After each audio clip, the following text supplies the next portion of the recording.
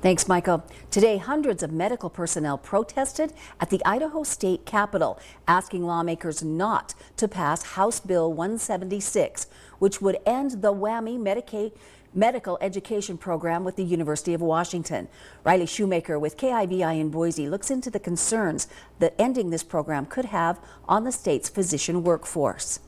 Ben Showalter always knew he wanted to be a doctor. I grew up in a family of doctors. My parents are both physicians. By high school, I pretty much knew I was going the doctor route. But growing up in Idaho, his options for medical school near home were slim. Idaho WWAMI was the only school I applied to. I didn't want to go anywhere else. But the Washington, Wyoming, Alaska, Montana, and Idaho Medical School program, also known as WWAMI, gave him the option to study close to home. Idaho has relied on the WWAMI program for more than 50 years to train future doctors. A partnership with the University of Washington, WWAMI allows Idaho students to attend medical school with state funding. Critical in a state without its own medical school. But a new bill, House Bill 176, would end that agreement and shift funding elsewhere. House Bill 176 would essentially break up the partnership between the University of Washington and the state of Idaho. If you don't have medical students going through on a consistent basis and then a place for them to do residency, we're not going to get doctors created in this state.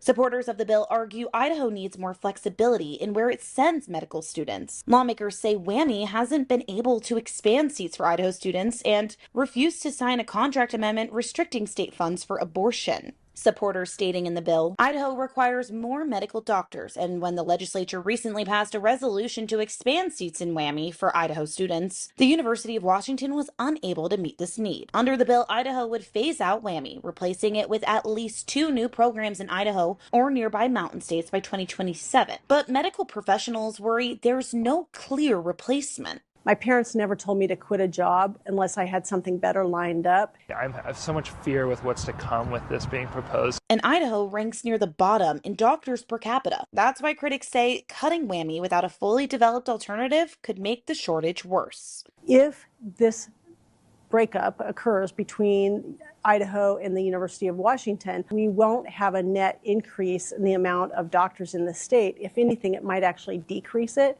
because some people will stop teaching.